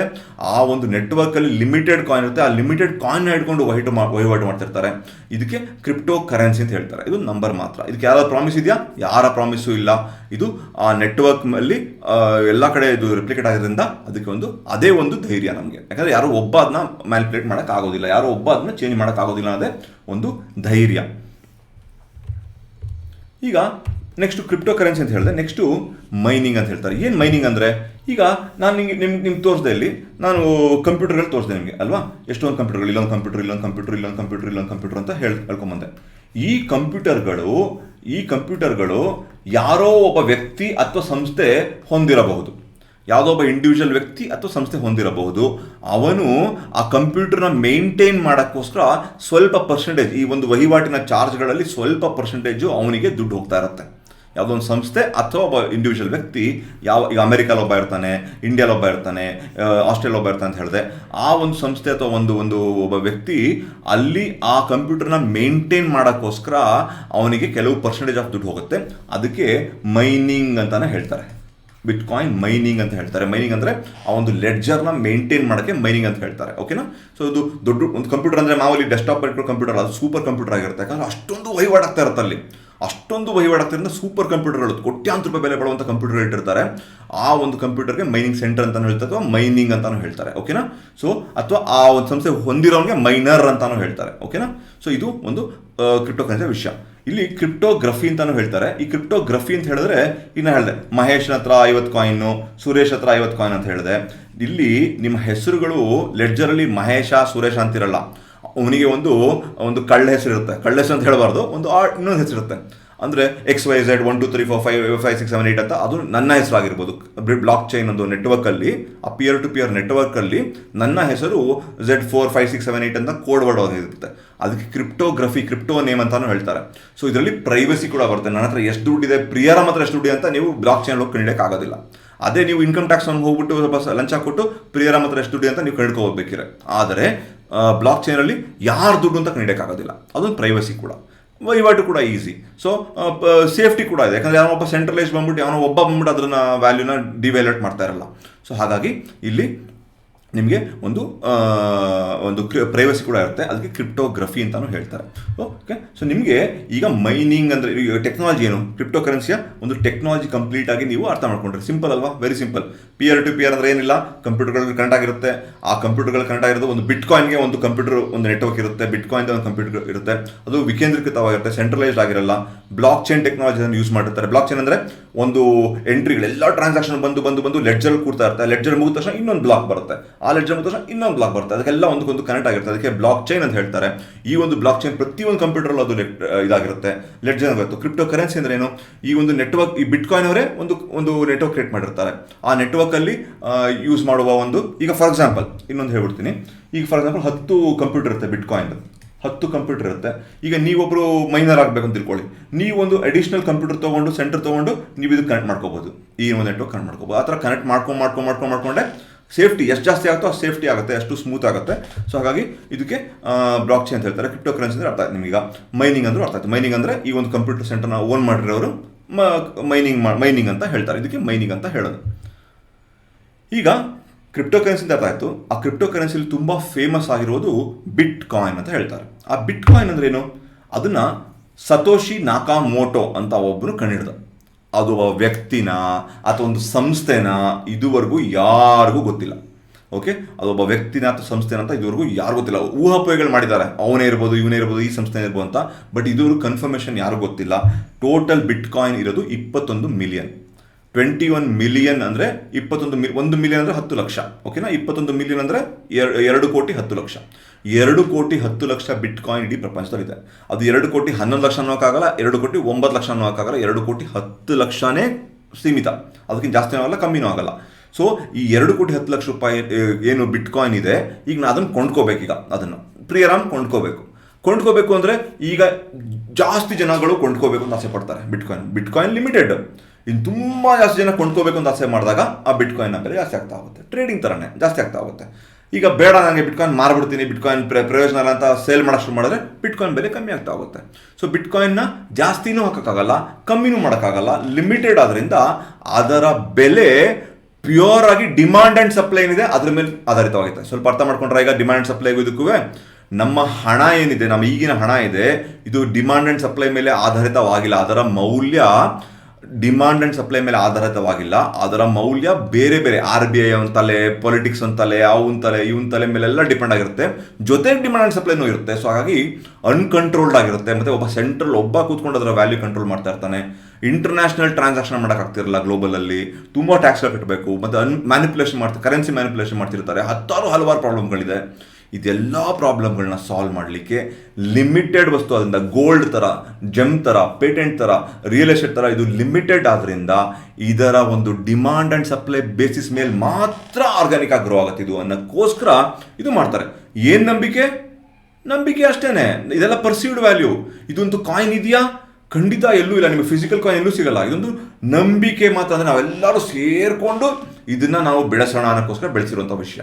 ಆಯಿತಾ? ಇದು ನಾವೊಬ್ಬ ಪ್ರಿಯರಾಮ್ ನಾನು ನಂಬಲ್ಲ, ನಾವೊಬ್ಬ ಕೂತ್ಕೊಂಡ್ಬಿಟ್ರೆ ಕೋಟ್ಯಾಂತರ ಜನ ಪ್ರಪಂಚದಲ್ಲಿ ನಂಬ್ತಾ ಇರ್ತಾರೆ. ಅವ್ರಗಳದ್ದಲ್ಲಿ ಹೂಡಿಕೆ ಮಾಡ್ತಿರ್ತಾರೆ. ಈಗ ಗೋಲ್ಡ್ ಅಂತ ಒಂದು ಬಾರ್ ಇರುತ್ತೆ. ಆ ಗೋಲ್ಡ್ ಒಂದು ಬಾರ್ಗೆ ಒಂದು ಇದಕ್ಕೆ 40 ಲಕ್ಷ ಅಂತ ಹೇಳ್ತಾರೆ. 1 kg ಗೋಲ್ಡ್ ಬಾರ್ಗೆ 40 ಲಕ್ಷ ಅಂದರೆ ಏನದು? ಯಾಕೆ 40 ಲಕ್ಷ? ನಾವೆಲ್ಲ ಅನ್ಕೊಂಡಿರೋದು ಗೋಲ್ಡ್ ಇಟ್ಕೊಳ್ಳೋಣ, ಒಳ್ಳೆ ಆ ಗೋಲ್ಡಿನ ಪ್ರಯೋಜನ ಇದೆ ನಮಗೆ. ಮನೇಲಿ ಗೋಲ್ಡ್ ಚೇನ್ ಇಟ್ಕೊಂಡ್ರೆ ಅದರಿಂದ ಏನಾದ್ರು ಪ್ರಯೋಜನ, ಊಟ ಮಾಡ್ತೀವಿ ಅದರಲ್ಲಿ, ಅದನ್ನ ಹಾಗೆ ಗೋಲ್ಡ್ ಇಟ್ಬಿಡೋದು ಮನೆ ಕಟ್ಬಿಡುತ್ತಾ, ಮ್ಯಾಜಿಕ್ ಪವರ್ ಇದೆ? ಏನೂ ಇಲ್ಲ. ಅದಕ್ಕೆ ನಾವು ಅನ್ಕೊಂಡಿರೋಂಥ ವ್ಯಾಲ್ಯೂ. ಒಂದು ಕಬ್ಬಣಕ್ಕೂ ಗೋಲ್ಡ್ಗೂ ಏನು ಡಿಫ್ರೆನ್ಸು? ನಾವು ಅನ್ಕೊಂಡಿರೋದು ಗೋಲ್ಡ್ ಇಟ್ಕೊಂಡ್ರೆ ಆಸ್ ಅ ಸೊಸೈಟಿ ನಾವು ಗೋಲ್ಡ್ಗೆ ವ್ಯಾಲ್ಯೂ ಕೊಟ್ಟಿದ್ದೀವಿ. ಇದಕ್ಕೆ ಪರ್ಸೀವ್ಡ್ ವ್ಯಾಲ್ಯೂ ಅಂತ ಹೇಳ್ತೀವಿ. ಗೋಲ್ಡ್ ಕೂಡ ಬೆಲೆ ಇಲ್ಲ, ಅಷ್ಟೇ ಗೋಲ್ಡ್ ಏನು ಪ್ರಯೋಜನ ಇಲ್ಲ. ಆದರೆ ನಾವೆಲ್ಲ ಸೊಸೈಟಿಯಾಗಿ ನಾವೆಲ್ಲ ಸೇರಿಕೊಂಡು ಗೋಲ್ಡ್ ಒಂದು ಪ್ರೆಷಿಯಸ್ ಮೆಟಲ್ ಅಂತ ಅನ್ಕೊಂಡಿರೋದ ಗೋಲ್ಡ್ ಒಂದು ವ್ಯಾಲ್ಯೂ ಇದೆ. ಅದೇ ರೀತಿ ಕ್ರಿಪ್ಟೋ ಕರೆನ್ಸಿ ಕೂಡ. ಈ ಕ್ರಿಪ್ಟೋ ಕರೆನ್ಸಿಗೆ ನಾವೆಲ್ಲ ಅದೇ ಸೊಸೈಟಿ ನಾವು ಕ್ರಿಪ್ಟೋ ಕರೆನ್ಸಿಗೆ ಒಂದು ವ್ಯಾಲ್ಯೂ ಇದೆ ಅಂತ ನಾವು ವ್ಯಾಲ್ಯೂ ಕೊಟ್ಬಿಟ್ಟು ಅದಕ್ಕೊಂದು ಪರ್ಸೀವ್ಡ್ ವ್ಯಾಲ್ಯೂ ಕೊಟ್ಟಿದ್ದೀವಿ. ಆ ಪರ್ಸೀವ್ಡ್ ವ್ಯಾಲ್ಯೂ ಲಿಮಿಟೆಡ್ ಆದ್ರಿಂದ, ಆ ಗೋಲ್ಡ್ ಥರ ಅದು ಲಿಮಿಟೆಡ್ ಆದ್ರಿಂದ ಅದಕ್ಕೊಂದು ಡಿಮಾಂಡ್ ಆ್ಯಂಡ್ ಸಪ್ಲೈ ಮಾತ್ರ ಅದು ಮೇಲೆ ಕೆಳಗೆ ಹೋಗುತ್ತೆ. ಬೇರೆ ಯಾವ ಕಾರಣಕ್ಕೂ ಹೋಗ್ಲಿಕ್ಕೆ ಸಾಧ್ಯ ಇಲ್ಲ. ಸೇಫ್ಟಿ ಇದೆಯಾ? ಖಂಡಿತ ಬಿಟ್ಕಾಯಿನ್ ಸೇಫ್ಟಿ ಇದೆ. ಆಯಿತಾ? ಸೇಫ್ಟಿ ಅಂದರೆ ನಿಮ್ಮ ದುಡ್ಡು ಹಾಳಾಗಲ್ಲ, ಅದ್ರ ಬಗ್ಗೆ ಹೇಳ್ತಲ್ಲ, ಅದು ಆಮೇಲೆ ನೆಕ್ಸ್ಟ್ ಹೇಳ್ತೀನಿ ನಾನು. ಆದರೆ ಈ ಬಿಟ್ಕಾಯಿನ್ ಒಂದು ನೆಟ್ವರ್ಕ್ ಇದೆ. ಅದು ಒಂದು ಜಾಗದಲ್ಲಿಲ್ಲ, ಪ್ರತಿಯೊಂದು ದೇಶದಲ್ಲಿ ಪ್ರತಿಯೊಂದು ಇಂಡಿವಿಜುವಲ್ ಪ್ರತಿಯೊಬ್ಬರು ಇಟ್ಕೊಂಡಿದ್ದಾನೆ, ಮೈನಿಂಗ್ ಮಾಡ್ತಾ ಇರ್ತಾನೆ. ಆ ಮೈನಿಂಗ್ ಮಾಡೋದು ಎಲ್ಲ ಕಡೆ ಇರೋದ್ರಿಂದ ಆ ಒಂದು ಸೇಫ್ಟಿ ಇದೆ ನಿಮಗೆ. RBIಯಲ್ಲಿ ಸೇಫ್ಟಿಗಿಂತ ಬಿಟ್ಕಾಯಿನ್ ಸೇಫ್ಟಿ ಬೆಟರ್ ಅಂತ ಹೇಳ್ಬೋದು. ಯಾಕಂದರೆ RBI 5 ಲಕ್ಷ ಮಾತ್ರ ಕೊಡ್ತಾನೆ. ಬಿಟ್ಕಾಯಿನ್ ಬೆಲೆ ಬಿಟ್ಕಾಯಿನಲ್ಲಿ ನಿಮ್ಮ ಬೆಲೆ ಕಮ್ಮಿ ಮೇಲೆ ಆಗ್ಬೋದು, ಆದರೆ ಬಿಟ್ಕಾಯಿನ್ ಅಲ್ಲೇ ಇರುತ್ತೆ, ಎಲ್ಲೂ ಹೋಗಲ್ಲ ಅಲ್ವಾ? ನಿಮ್ಮ ಹೆಸರು ಒಂದು ಬಿಟ್ಕಾಯಿನ್ ಮಾತ್ರ ನಿಮ್ಮಲ್ಲೇ ಇರುತ್ತೆ. ಅದು ಆ perceived value goods and supply ಮೇಲೆ ಮಾತ್ರ ನಿಗದಿತ ಆಗಿರುತ್ತೆ. ಸೊ ಇದು ಬಿಟ್ಕಾಯಿನ್ನ ವಿಷಯ. ಈ ಬಿಟ್ಕಾಯಿನ್ ಥರನೇ ಕ್ರಿಪ್ಟೋ ಕರೆನ್ಸಿ ವರ್ಲ್ಡಲ್ಲಿ ಎಥೇರಿಯಮ್ ಅಂತಿದೆ, ರಿಪಲ್ ಅಂತಿದೆ, ಡಾಜ್ಕಾನ್ ಅಂತಿದೆ, ಹಾಗೇನೆ ಸಾವಿರಾರು ಕಾಯಿನ್ಗಳಿದೆ. ಆಯಿತಾ? ಇದರಲ್ಲಿ ಫೇಮಸ್ ಆಗಿರುವಂಥದ್ದು ಬಿಟ್ಕಾಯಿನ್, ಎಥೇರಿಯಮ್, ರಿಪಲ್, ಡಾಜ್ಕಾಯಿನ್ ಮತ್ತು ಇನ್ನು ಕೆಲವರು ಶೀಬು ಅಂತ ಕೆಲವೆಲ್ಲ ಕಾಯಿನ್ಗಳಿವೆ. ಆ ಥರ ಇದೆ. ಇನ್ನು ಕೆಲವರು ಏನು ಮಾಡ್ತಾರೆ ಬೇಕು ಅಂತ ನೋಡಿ. ಇದರಲ್ಲಿ ಒಂದು ವಿಷಯ ಆದರೆ ಕೆಲವು ಕಾಯಿನ್, ಮೊನ್ನೆ ಸ್ಕ್ವಿಡ್ ಗೇಮ್ ಕಾಯಿನ್ ಅಂತ ಬಂತು, ಸ್ಕ್ವಿಡ್ ಕಾಯಿನ್ ಅಂತ ಬಂತು. ಆ ಸ್ಕ್ವಿಡ್ ಕಾಯಿನ್ ಏನು ಮಾಡ್ತು? ಯಾವನೋ ಕ್ರಿಯೇಟ್ ಮಾಡ್ದ. ಜನ ಏನು ಮಾಡಿದ್ರು, ಸ್ಕ್ವಿಡ್ ಕಾಯಿನ್ ಜಾಸ್ತಿ ಆಗುತ್ತೆ ಅಂತ ಅವ್ನು ಪರ್ಸೀವ್ಡ್ ವ್ಯಾಲ್ಯೂ ಅಗೈನ್ ಎಲ್ಲವೂ ಹೂಡಿಕೆ ಮಾಡಿದ್ರು. ಅವ್ನು ರಾತ್ರಿ ಅವನ ಫುಲ್ ನೆಟ್ವರ್ಕ್ನೇ ಬಂದ್ ಮಾಡ್ಬಿಟ್ಟು ಹೊರಟದ ಅವನು. ಆಯಿತಾ? ಹೂಡಿಕೆ ಮಾಡೋದ್ರ ದುಡ್ಡೆಲ್ಲ ಏನಾಯಿತು? ಟಮಾರ್ ಅಷ್ಟೇ ಹೋಯ್ತದು. ಅದೇ ಬಿಟ್ಕಾಯಿನ್ ಕತೆ ಬರೋಣ ಈ ಕಡೆಗೆ. ಬಿಟ್ಕಾಯಿನ್ ಬಂದು ತುಂಬ ಒಂದು ಫೇಮಸ್ ಆದ ಕಾಯಿನ್, ಎಷ್ಟೊಂದು ಜಾಗದಲ್ಲಿದೆ. ಸೊ ಇದೇ ಒಂದು ಫೇಮಸ್ ಆದ ಕಾಯಿನಲ್ಲಿ ನಿಮಗೆ ಆ ಥರ ಒಂದು ಶಟ್ ಡೌನ್ ಮಾಡಿ ಹೋಗ್ಲಿಕ್ಕೆ ಸಾಧ್ಯತೆ ಇಲ್ಲ. ಯಾಕಂದರೆ ಎಷ್ಟೊಂದು ದೇಶದಲ್ಲಿ ಸಾವಿರಾರು ಲಕ್ಷಾಂತರ ಮೈನಿಂಗ್ ಸೆಂಟರ್ಸ್ ಇದೆ. ಲಕ್ಷಾಂತರ ಮೈನಿಂಗ್ ಸೆಂಟರಿಂದ ಆ ಪರ್ಸೀವ್ಡ್ ವ್ಯಾಲ್ಯೂ ಹಾಗೆ ಉಳ್ಕೊಳ್ಳುತ್ತೆ ಅಂತ ಒಂದು ನಂಬಿಕೆನೇ ಅಷ್ಟೇ. ಇಲ್ಲೇನೂ ಇಲ್ಲ. ನಿಮ್ಮ ದುಡ್ಡು ಕೂಡ ನಂಬಿಕೆನೇ, ನಿಮ್ಮ ಇದು ಕೂಡ ನಂಬಿಕೆನೇ, ಗೋಲ್ಡ್ ಕೂಡ ನಂಬಿಕೆ, ಎಲ್ಲನೂ ಅಷ್ಟೇ. ಸೊ ಹಾಗಾಗಿ ನಿಮಗೆ ಇದು ಬಿಟ್ಕಾಯಿನ್ ಕೂಡ ಇದೇ ರೀತಿ ಇರುತ್ತೆ. ಕ್ರಿಪ್ಟೋ ಕರೆನ್ಸಿ ಒಳ್ಳೆಯದಾ ಕೆಟ್ಟದಾ ನೋಡೋಣ. ಓಕೆ, ಒಳ್ಳೆಯದೇನು ಆಲ್ರೆಡಿ ಹೇಳಿದ್ದೀನಿ. ಒಳ್ಳೆಯದಂದರೆ ಇದು ಲಿಮಿಟೆಡ್ ಇರುತ್ತೆ, ಇದ್ರ ಯಾರು ಮೋಸ ಮಾಡೋಕ್ಕಾಗಲ್ಲ, ಸೆಂಟ್ರಲೈಸ್ಡ್ ಇರುತ್ತೆ, ಮತ್ತು ಡಿಮಾಂಡ್ ಆ್ಯಂಡ್ ಸಪ್ಲೈ ಮೇಲೆ ಮಾತ್ರ ಅದರ ಬೆಲೆ ಮೇಲೆ ಕೆಳಗೆ ಹೋಗ್ತಾ ಇರುತ್ತೆ. ಆಯಿತಾ? ಇದ್ರ ಪ್ರಕಾರ ಸೊ ಇಂಟರ್ನ್ಯಾಷನಲ್ ಟ್ರೇಡಿಂಗ್ ಮಾಡ್ಬೋದು, ಪ್ರೈವೇಸಿ ಇರುತ್ತೆ, ಪ್ರತಿಯೊಂದು ಇದು ಒಳ್ಳೆಯದು. ಆಯಿತಾ? ಕೆಟ್ಟದ ಕಡೆ ಬಂದಾಗ ಇದು ಯಾವನ ರಾತ್ರಿ ಯಾವುದೋ ಒಂದು ಡಬ್ಬ ಬಿಟ್ಕಾಯಿನ್ ಯಾವುದೋ ಒಂದು ಡಬ್ಬ ಒಂದು ಕ್ರಿಪ್ಟೋ ಕರೆನ್ಸಿ ಮೇಲೆ ಇನ್ವೆಸ್ಟ್ ಮಾಡಿದ್ರೆ ರಾತ್ರಿ ಮಾಯ ಆಗ್ಬಿಟ್ಟ ಹೋಯ್ತು. ನಿಮಗೆ ರೆಗ್ಯುಲೇಷನ್ ಇದೆಯಾ? ಯಾವ್ದಾದ್ರು ಗೌರ್ಮೆಂಟ್ ನಿಮಗೆ ಅಟ್ಲೀಸ್ಟ್ ಗೌರ್ಮೆಂಟ್ 5 ಲಕ್ಷ ಆದರೂ ಕೊಡ್ತಾನೆ. ಇಲ್ಲಿ ನಾ ಕೋರ್ಟಲ್ಲಿ ಕೇಸ್ ಆದರೂ ಹಾಕ್ಬೋದು, RBI ಮೇಲೆ, ಬೇರೆಯವ್ರ ಬ್ಯಾಂಕ್ ಮೇಲೆ. ಈ ಕ್ರಿಪ್ಟೋ ಕರೆನ್ಸಿ ಮೇಲೆ ಕೇಸ್ ಹಾಕ್ಬೋದಾ? ಖಂಡಿತ ಇಲ್ಲ. ಇದೆಲ್ಲ ರೆಗ್ಯುಲೇಷನ್ ಇಲ್ಲ ಇದಕ್ಕೆ. ಆಯಿತಾ? ಹೋದರೆ ಡಮಾರು ಅಷ್ಟೇ ಹೋಯ್ತು. ಇದು ಬರೀ ಕಂಪ್ಲೀಟ್ಲಿ ಪರ್ಸೀವ್ಡ್ ವ್ಯಾಲ್ಯೂ. ಇದು ಆ್ಯಕ್ಚುಲಿ ಅರ್ಥ ಮಾಡ್ಕೊಳ್ಳಿ ಸ್ವಲ್ಪ. ಈಗ ಮೊನ್ನೆ ಕೆಲವು ಕಂಟ್ರಿ, ಈಗ ಎಸ್ಟೋನಿಯಾ ಅಂತ ಅನ್ಸುತ್ತೆ, ಎಸ್ಟೋನಿಯಾ ಕಂಪ್ನಿ ಇದೊಂದು ಲೀಗಲ್ ಕಾಯಿನ್ ಅಂತ ಹೇಳಿದ್ರು, ಲೀಗಲ್ ಕರೆನ್ಸಿ ಅಂತ ಹೇಳಿದ್ರು. ಅಂದರೆ ಈಗ ನಾವು ಹೆಂಗೆ ನಮ್ಮ ಇಂಡಿಯನ್ ರುಪೀಸ್ ಕೊಟ್ಟು ನಾವು ಹೆಂಗೆ ಗೂಡ್ಸ್ ಆ್ಯಂಡ್ ಸರ್ವಿಸ್ ತೊಗೋತೀವಿ, ಅದೇ ರೀತಿ ಆ ಕಂಟ್ರಿಯಲ್ಲಿ ಬಿಟ್ಕಾಯಿನ್ ಕೂಡ ಕೊಟ್ಟು ನಾವು ಕೊಂಡ್ಕೋಬೋದು ಅಂತ ಹೇಳಿದ್ರು. ಎಲಾನ್ ಮಸ್ಕು ನಾನು ಕಾರ್ ಕೊಂಡ್ಕೊಬೋದು, ಇನ್ಯಾವನೊಬ್ಬ ಇದು ಮಾಡ್ಕೊಬೋದು ಅಂತ ಹೇಳ್ದ. ಸೊ ಆ ರೀತಿ ನಿಮಗೆ ವ್ಯಾಲಿಡಿಟಿ ಬರ್ತಾ ಇದೆ ಬೇರೆ ಬೇರೆ ಬಿಟ್ಕಾಯಿನ್ಗಳಿಗೆ. ಸೊ ಬಟ್ ಈಗ ಸದ್ಯಕ್ಕೆ ನಿಮಗೆ ಅದ್ರ ವ್ಯಾಲಿಡಿಟಿ ಯಾರು ಕೊಂಡ್ಕೋತೀವಿ. ಈಗ ಇಂಡಿಯಾದಲ್ಲಿ ಹೋಗ್ಬಿಟ್ಟು ನಾನು ಒಂದು ಶೂಸ್ ತೊಗೋಬೇಕು, ಬಿಟ್ಕಾಯಿನ್ ಕೊಡ್ತಿದ್ದಾರೆ, ಅವನು ಕೊಡಲ್ಲ ಅಲ್ವಾ. ಸೊ ಅದು ಇನ್ನೂ ಅದು ಡೆವಲಪ್ ಆಗಬೇಕು, ಅದರ ಡಿಮಾಂಡ್ ಆ್ಯಂಡ್ ಸಪ್ಲೈ ಡೆವಲಪ್ ಆಗಬೇಕು. ಬಟ್ ಅಗೇನ್ ಹೇಳಿದಾಗೆ ತುಂಬ ಇನಿಷಿಯಲ್ ಸ್ಟೇಜಸ್ಸು. ನಿಮಗೆ BDS ಸೈಟ್ 2 ಲಕ್ಷ ರೂಪಾಯಿ ತೊಗೋತೀರಾ, ರೆವೆನ್ಯೂ ಸೈಟ್ 2 ಲಕ್ಷ ರೂಪಾಯಿ ಸಿಗುತ್ತೆ, ತೊಗೊಳ್ತೀರಾ ತೊಗೊಳ್ಳಲ್ಲ, ರಿಸ್ಕ್ ಮೇಲೆ ಬಿಟ್ಟಿದಲ್ವಾ. ಅದೇ ರೆವೆನ್ಯೂ ಸೈಟ್ ಕನ್ವರ್ಟ್ ಆಗ್ಬಿಟ್ರೆ 10 ಕೋಟಿ ರೂಪಾಯಿ ಆಗ್ಬಿಡುತ್ತೆ. ಈಗ ನಿಮಗೆ ಬರೀ 20 ಲಕ್ಷ ಸಿಗ್ತಾ ಇರ್ತದೆ, 2 ಲಕ್ಷ ಸಿಗ್ತಾ ಇರುತ್ತೆ. ಆ ಒಂದು ಕಥೆಯಲ್ಲಿ ಇವತ್ತು ಬಿಟ್ಕಾಯಿನ್ ಇದೆ ಕೆಟ್ಟದ್ದು. ಇನ್ನೊಂದು ಕೆಲವು ಈಗ ಇದರಲ್ಲಿ ಶ್ರೀಕಿ ಮೊನ್ನೆ ಶ್ರೀಕಿ ಏನು ಮಾಡ್ದ, ಡ್ರಗ್ಸ್ ತೊಗೊಂಡ. ಅದರಲ್ಲಿ ಟ್ರ್ಯಾಕೇ ಮಾಡೋಕ್ಕಾಗಲ್ಲ. ಕ್ರಿಪ್ಟೋಗ್ರಫಿ, ನಿಮ್ಮ ಹೆಸರು ಒಂದು ಕೋಡ್ ನೇಮಲ್ಲಿರೋದ್ರಿಂದ ಯಾರು ಟ್ರಾನ್ಸ್ಫರ್ ಮಾಡ್ತಿದ್ದಾರೆ, ಅವ್ನು ಯಾರು XYZ 345234 ಅಂದರೆ ಯಾರು, ಅವನು ಪ್ರಿಯರಾಮ ಅಥವಾ ಶ್ರೀಕಿನ ಇನ್ನು ಕಳ್ಳನ ಯಾರು ಗೊತ್ತಾಗಲ್ಲ ಅವನು ಅಲ್ವಾ. ಸೊ ಈ ಕ್ರಿಪ್ಟೋಗ್ರಫಿ ಇರೋದ್ರಿಂದ ಒಂದು ಪ್ರೈವಸಿ ಒಳ್ಳೇದು ಅಂತ ನೋಡಿದ್ರೆ, ಇನ್ನೊಂದು ಕಡೆ ಯಾರು ಇದರಲ್ಲಿ ನಾವು ಡಾರ್ಕ್ ನೆಟ್ ಅಂತ ಹೇಳ್ತಾರೆ, ಇಂಟರ್ನೆಟ್ ಥರನೇ ಡಾರ್ಕ್ ನೆಟ್ ಅಂತಿದೆ, ಅದ್ರಲ್ಲಿ ನಾವು ಡ್ರಗ್ಸು, ಆರ್ಮ್ಸು, ಬಾಂಬು, ಗನ್ನು ಎಲ್ಲ ತೊಗೋತಾ ಇದ್ದಾರೆ ಕ್ರಿಪ್ಟೋ ಕರೆನ್ಸಿ ಯೂಸ್ ಮಾಡಿಕೊಂಡು. ಇದು ತುಂಬ ಕೆಟ್ಟದ್ದು ಕೂಡ. ಕಂಟ್ರೋಲೇ ಇಲ್ಲ ಗೌರ್ಮೆಂಟಿಗೆ. ಈ ಗೌರ್ಮೆಂಟ್ ಸ್ಟಾಪ್ ಮಾಡ್ಲಿಕ್ಕೆ ಸಾಧ್ಯನಾ? ಸ್ಟಾಪ್ ಮಾಡ್ಲಿಕ್ಕೆ ಸಾಧ್ಯ ಅಂದರೆ ಈಗ ಆಲ್ರೆಡಿ ಎಲ್ಲ ಗೌರ್ಮೆಂಟು ಸ್ಟಾಪ್ ಮಾಡಿಬಿಡೋದು ಅವ್ರಿಗೆ ಆಗೋದಿಲ್ಲ. ಯಾಕಂದರೆ ಈ ಒಂದು ನೆಟ್ವರ್ಕ್ ತುಂಬ ಬೆಳೆದ್ಬಿಟ್ಟಿದೆ, ಇದು ಅಗಾಧವಾಗಿ ಬೆಳೆದ್ಬಿಟ್ಟಿದೆ ಈಗ ಬಿಟ್ಕಾಯಿನ್ ನೆಟ್ವರ್ಕ್. ಸೊ ಈ ಬಿಟ್ಕಾಯಿನ್ ಅಗಾಧವಾಗಿ ಬೆಳೆದ್ರೆ ಅದಕ್ಕೆ ಕಂಟ್ರೋಲ್ ಮಾಡೋಕ್ಕಾಗಲ್ಲ. ಅವರು ರೆಗ್ಯುಲೇಷನ್ ಹೇರ್ಬೋದು, ಅದು ನೆಕ್ಸ್ಟ್ ಹೇಳ್ತೀನಿ ನಾನು ಅದ್ರ ಬಗ್ಗೆ. ಸೊ ಕೆಟ್ಟದಿದು. ಸೊ ಕಂಟ್ರೋಲ್ ಮಾಡೋಕ್ಕಾಗಲ್ಲ. ಮತ್ತು ಬ್ಲ್ಯಾಕ್ ಮನಿ, ಈಗ ಎಷ್ಟೊಂದು ಮಿನಿಸ್ಟರ್ಗಳು, ಪೊಲಿಟಿಷಿಯನ್ಗಳು ಅವ್ರ ಹಣಗಳನ್ನ ಸಂಪಾದನೆ ಮಾಡಿರೋದನ್ನ ಕ್ರಿಪ್ಟೋ ಕರೆನ್ಸಿ ಹಾಕೊಂಡು ಇಟ್ಕೊಂಡ್ರೆ ಅವರು ಕನ್ನಡ ಗೋಲ್ಡ್ ಇಟ್ಕೊಂಡ್ರೆ ಗೋಲ್ಡ್ ರೈಡ್ ಮಾಡ್ಬೋದು. ಕ್ರಿಪ್ಟೋ ಕರೆನ್ಸಿ ಏನು, ಸುಮ್ಮನೆ ಒಂದು ಕೋಡ್ನ ಎಲ್ಲೋ ಒಂದು ಮೂಲೆ ಚುರುಕಿಟ್ರೆ ನಿಮ್ಗೆ ಗೊತ್ತಾಗೋದೇ ಇಲ್ಲ. ಎಲ್ಲಿಂದಾದ್ರು ಪ್ರಪಂಚದ ಯಾವ ಮೂಲೆ ಆದ್ರೂ ಎಂಟರ್ ಮಾಡಿ ಅದನ್ನು ನಾವು ಡಾಲರ್ ಕನ್ವರ್ಟ್ ಮಾಡ್ಕೋಬೋದು ಅಲ್ವಾ. ಸೊ ಇಷ್ಟೊಂದು ಬೆನಿಫಿಟ್ ಇರ್ಬೇಕಾದ್ರೆ ಒಂದು ಬ್ಲ್ಯಾಕ್ ಮನಿ ಕ್ರಿಪ್ಟೋ ಕರೆನ್ಸಿಗೆ ಹೋಗ್ಲಿಕ್ಕೆ ಸಾಧ್ಯತೆ ಇದೆ. ಸೊ ಇದು ಕೆಲವು ಪ್ರಾಬ್ಲಮ್ಗಳಾದರೆ, ಕೆಲವು ಒಳ್ಳೆಯದು ಇದೆ, ಕೆಲವು ಕೆಟ್ಟದ್ದು ಇದೆ. ನೆಕ್ಸ್ಟ್ ನೋಡೋಣ. ನಾನು ಈಗ ಸಾಧಾರಣ ಬರೋ ಪ್ರಶ್ನೆಗಳು, ಈಗ ನೆಕ್ಸ್ಟ್ ಎಂಡಿಗೆ ಬಂದಿದ್ದೀನಿ. ಈಗ ಸಾಧಾರಣವಾಗಿ ಪ್ರಶ್ನೆ, ಭಾರತದಲ್ಲಿ ಇದು ನ್ಯಾಯಬದ್ಧವಾಗಿದೆಯಾ ಅಂತ ಕ್ವಶನ್. ಭಾರತದಲ್ಲಿ ಇದಕ್ಕೆ ರೆಗ್ಯುಲೇಷನ್ ಇಲ್ಲ. ಗೌರ್ಮೆಂಟ್ ಬ್ಯಾನ್ ಮಾಡೋಕ್ಕೆ ಹೋಗ್ತಾ ಇಲ್ಲ. ಬಿಸಿ ತುಪ್ಪ ಆಗಲೇ ಹೇಳ್ದಂಗೆ ನುಂಗಕ್ಕೆ ಹೋಗಲ್ಲ, ಉಗ್ಳಕ್ಕೆ ಹೋಗಲ್ಲ, ಆ ಥರ ಆಗಿದೆ ಗೌರ್ಮೆಂಟ್ಗಳಿಗೆ. ಉಗ್ಳಕ್ಕೆ ಆಗಲ್ಲ ಯಾಕೆ ಅಂದರೆ ಇದು ಯಾರು ಸ್ಟಾಪ್ ಮಾಡೋಕ್ಕೆ ಸಾಧ್ಯ ಇಲ್ಲ. ಯಾಕಂದರೆ ನೆಟ್ವರ್ಕ್ ಅಷ್ಟು ಇಂಟರ್ನೆಟ್ ಅಷ್ಟು ಬೆಳೆದ್ಬಿಟ್ಟಿದೆ ಆಯಿತಾ. ಆದರೆ ಇದನ್ನು ಇಟ್ಕೊಂಡ್ರೆ ಪ್ರಾಬ್ಲಮ್ ಏನು? RBI ಈಗ ಜನಗಳೆಲ್ಲ ನಾನು ನಿಮ್ಮ RBI ಸವಾಸನೆ ಬೇಡ, ನಿಮ್ಮಲ್ಲಿ ಎಷ್ಟೊಂದು ಪ್ರಾಬ್ಲಮ್, ನಾನು ಕ್ರಿಪ್ಟೋ ಕರೆನ್ಸಿ ಇಟ್ಕೋತೀನಿ ಅಂತ ಕ್ರಿಪ್ಟೋ ಕರೆನ್ಸಿ ಆಗ್ತಾ ಹೋದರೆ ಅವ್ರು RBI ಅವ್ರ ಪಾಲಿಸಿಗಳನ್ನ ಅವ್ರು ಕಂಟ್ರೋಲ್ ಮಾಡೋಕೆ, ಗೌರ್ಮೆಂಟ್ ತಮ್ಮ ಕಂಟ್ರೋಲ್ನ ಎಕಾನಮಿ ಇಟ್ಕೊಳ್ಳೋಕೆ ಆಗೋದಿಲ್ಲ, ಆಗದೇ ಇರ್ಬೋದು ಅಲ್ವಾ. ಸೊ ಗೌರ್ಮೆಂಟ್ ಕಂಟ್ರೋಲಿಂದ ಎಕಾನಮಿ ಲೂಸ್ ಆಗ್ತಾ ಹೋಗ್ಬೋದು. ಅದಕ್ಕೋಸ್ಕರ ಇನ್ನೂ ತುಂಬ ಚರ್ಚೆಗಳು ಮಾಡ್ತಿದ್ದಾರೆ ಗೌರ್ಮೆಂಟಲ್ಲಿ. ಈಗ ಸುಪ್ರೀಂ ಕೋರ್ಟ್ ಆಜ್ಞೆ ಏನು ಕೊಡ್ತು, ನೀವು ಸ್ಟಾಪ್ ಮಾಡೋಂಗಿಲ್ಲ, ಅದು ನ್ಯಾಯಬದ್ಧವಲ್ಲ, ನೀವು ಹೂಡಿಕೆ ಮಾಡ್ಬೋದು ಭಾರತೀಯರು ಅಂತ ಹೇಳಿದೆ. ಸೊ ನಾವು ನ್ಯಾಯಬದ್ಧವಾಗಿ ನಾವು ಹೂಡಿಕೆ ಮಾಡ್ಬೋದು, ಆದರೆ ಇದಕ್ಕೆ ರೆಗ್ಯುಲೇಷನ್ ಇಲ್ಲ. ನಿಮಗೆ ಕ್ರಿಪ್ಟೋ ಕರೆನ್ಸಿ ಯಾರು ಮೋಸ ಮಾಡಿದ್ರೆ ನಿಮಗೆ ಕೋರ್ಟಿಗೆ ಹೋಗಿ ಕೇಸ್ ಹಾಕೋದಿಲ್ಲ ಯಾರ ಮೇಲೆ, ಓಕೆನಾ. ಸೊ ಇದೊಂದು ವಿಷಯ. ಇದು ನಿಮಗೆ ರಿಸ್ಕ್ ಬಿಟ್ಟಿದ್ದು. ಅಗೇನ್ ರೆವೆನ್ಯೂ ಸೈಟ್ ತೊಗೊಳ್ತೀರಾ ಬೇಡವಾ ಅನ್ನೋದು ನಿಮಗೆ ಬಿಟ್ಟಿರೋ ಥರ ಇದು ಕೂಡ ಅದೇ ರೀತಿ. ಇದರಲ್ಲಿ ಅಪಾಯವಿಲ್ಲವಾ? ಖಂಡಿತ ಅಪಾಯ ಇದೆ ಆಯಿತಾ. ಈಗ ಬಿಟ್ ಕಾಯಿನ್, ಎಥೆರಿಯಂ ಈ ಥರ ಒಂದು ನೆಟ್ವರ್ಕಲ್ಲಿ ಒಳ್ಳೆ ಕಾಯಿನಲ್ಲಿ ಹೂಡಿಕೆ ಮಾಡಿದ್ರೆ ಅಡ್ವಾಂಟೇಜ್ ಏನಂದರೆ, ಈ ಬಿಟ್ ಕಾಯಿನ್, ಎಥೆರಿಯಂ ಎಲ್ಲ ತುಂಬ ಬೆಳೆದ್ಬಿಟ್ಟಿದೆ. ಯಾವನೋ ಒಬ್ಬ ಮೋಸ ಮಾಡಿ ಹೋಗ್ಲಿಕ್ಕಾಗಲ್ಲ. ಈಗ ನಾಕಾಮೋಟೋ ಹೇಳಿದ ನಿಮಗೆ, ಸಂತೋಷಿ ನಾಕಾಮೋಟೋ, ಅವನು ಕೂಡ ಮೋಸ ಮಾಡೋಕ್ಕಾಗೋದಿಲ್ಲ. ಯಾಕಂದರೆ ಎಲ್ಲನೂ ತುಂಬ ಬೆಳೆದ್ಬಿಡಿ, ಎಲ್ಲರ ಕಂಟ್ರೋಲ್ ಹೊರಟೋಗಿದೆ ಈಗ. ಸೊ ಈವನ್ ಕ್ರಿಯೇಟರ್ ಕೂಡ ಅದನ್ನ ಮೋಸ ಮಾಡಲಿಕ್ಕಾಗೋದಿಲ್ಲ. ಕ್ರಿಯೇಟರ್ ಕೂಡ ಜಾಸ್ತಿ ಬಿಟ್ಕಾಯಿನ್ ಹಾಕೋಕ್ಕಾಗಲ್ಲ, ಕ್ರಿಯೇಟರ್ ಕೂಡ ಬಿಟ್ಕಾಯಿನ್ ಹೊರತೊಳಕ್ಕಾಗೋದಿಲ್ಲ.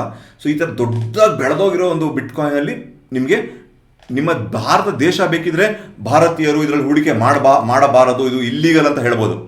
ಅವಾಗ ನೀವು ಇದನ್ನು ಬಿಟ್ಕಾಯಿನ್ನ ಇಂಡಿಯನ್ ರುಪೀಸ್ ಕನ್ವರ್ಟ್ ಮಾಡೋಕ್ಕೆ ಆಗದೆ ಇರ್ಬೋದು. ಆದರೆ ನಿಮಗೆ ಕೊಂಡ್ಕೊಂಡಿರೋ ಬಿಟ್ಕಾಯಿನ್ ನಿಮ್ಮ ಹೆಸರಲ್ಲೇ ಇರುತ್ತೆ ಯಾವತ್ತೂ, ಅದು ಮೋಸ ಮಾಡ್ಲಿಕ್ಕೆ ಸಾಧ್ಯ ಇಲ್ಲ ಯಾರಿಗೂ ಆಯಿತಾ. ಸೊ ಇದು ಒಂದು ಅಪಾಯ ವಿಷಯ. ಇದು ಮಾಡಬೇಕಾ ಬೇಡವಾ ಅನ್ನೋದು ನಿಮ್ಗೆ ಬಿಟ್ಟಿದ್ದು ಆಯಿತಾ. ಇದು ಹೆಂಗೆ ಮಾಡ್ಬೋದು, ಯಾವ ರೀತಿ ಮಾಡ್ಬೋದು, ನನ್ನ ಸಲಹೆ ಕೇಳಿದ್ರೆ ನಿಮಗೆ ನಾನು ಹೇಳೋಂಥ ವಿಷಯ ಇದು. ಇದೊಂಥರ ಅಗೇನ್ ನಮ್ಗಳು ಕೂಡ ಫಿಯರ್ ಆಫ್ ಮಿಸ್ಸಿಂಗ್ ಔಟ್ ಅಂತ ಹೇಳ್ತಾರಲ್ಲ, ಆಗಲೇ ಹೇಳ್ದಂಗೆ, ಈಗ ತೊಗೊಂಡಂಗೆ ಮುಂದೆ ಫ್ಯೂಚರಲ್ಲಿ $1 ಮಿಲಿಯನ್ ಆಗ್ಬೋದು, $2 ಮಿಲಿಯನ್. ಇದು ನನಗೂ ಅದೇ ಬಿಲೀಫ್ ಇದೆ.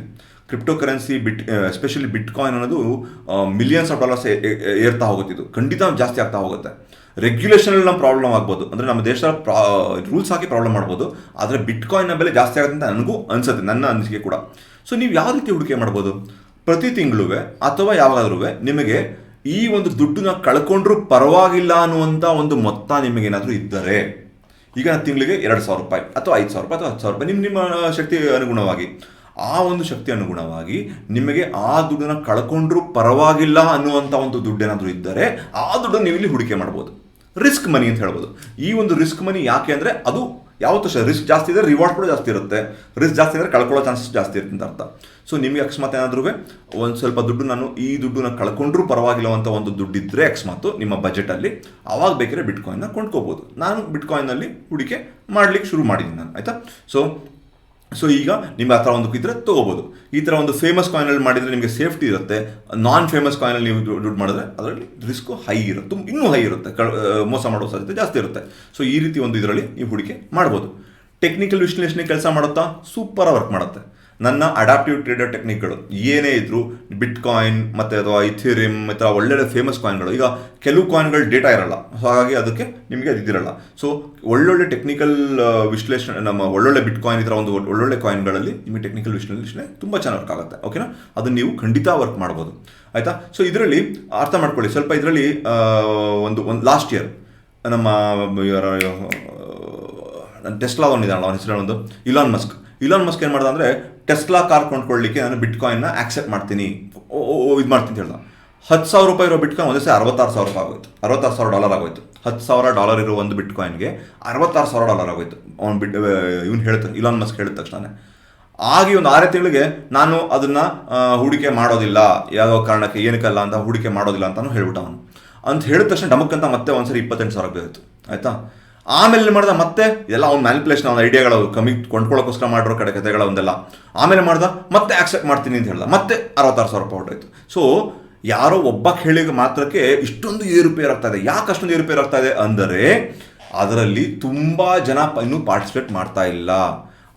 ನೋಡಿ, ನಮ್ಮ ನಿಫ್ಟಿನೇ ಕೊಡಿ, ಯಾವುದೋ ನಿಫ್ಟಿಲಿ ಒಳ್ಳೆ ಸ್ಟಾಕು, ಆಕ್ಸಿಸ್ ಬ್ಯಾಂಕ್ ಅಂತ ಸ್ಟಾಕ್ ಅಥವಾ SBI ಐತೆ ಸ್ಟಾಕ್ಗಳಲ್ಲಿ ತುಂಬ ಮ್ಯಾನಿಪುಲೇಷನ್ ಮಾಡೋಕ್ಕಾಗೋದಿಲ್ಲ. ಅದು ಸ್ಟೇಬಲ್ ಆಗಿ ಮೇಲೆ ಕೆಳಗೆ ಹೋಗ್ತಾ ಇರುತ್ತೆ. ಅದೇ ಯಾವುದೋ ಒಂದು ಪಂಪ್ ಆ್ಯಂಡ್ ಡಂಪ್ ಸ್ಟಾಕ್ಗಳು, ಅದರಲ್ಲಿ ವಾಲ್ಯೂಮ್ ಇಲ್ಲದೆ ಇರೋ ಸ್ಟಾಕ್ಗಳಲ್ಲಿ ಎಷ್ಟು ಬೇಕೋ ಮೇಲೆ ಕೆಳಗೆ ಮಾಡ್ಬೋದು. ಅದೇ ರೀತಿ ಬಿಟ್ಕಾಯಿನ್ ಕೂಡ ಈಗ ವಾಲ್ಯೂಮ್ ಇಲ್ಲದೆ ಇರೋದ್ರಿಂದ, ತುಂಬ ಕಮ್ಮಿ ಜನ ಅದರಲ್ಲಿ ಟ್ರೇಡ್ ಮಾಡ್ತಿರೋದ್ರಿಂದ ಅದು ತುಂಬ ಮೇಲೆ ಕೆಳಗೆ ವ್ಯಾಲ್ಯೂಷನ್ ಆಗ್ತಾ ಇರುತ್ತೆ. ಹೋಗ್ತಾ ಅದರಲ್ಲಿ ವಾಲ್ಯೂಮ್ ಬೆಳೀತಾ ಹೋಗ್ದಂಗೆ ಅದು ಸ್ಟೇಬಲ್ ಆಗ್ತಾ ಹೋಗುತ್ತೆ.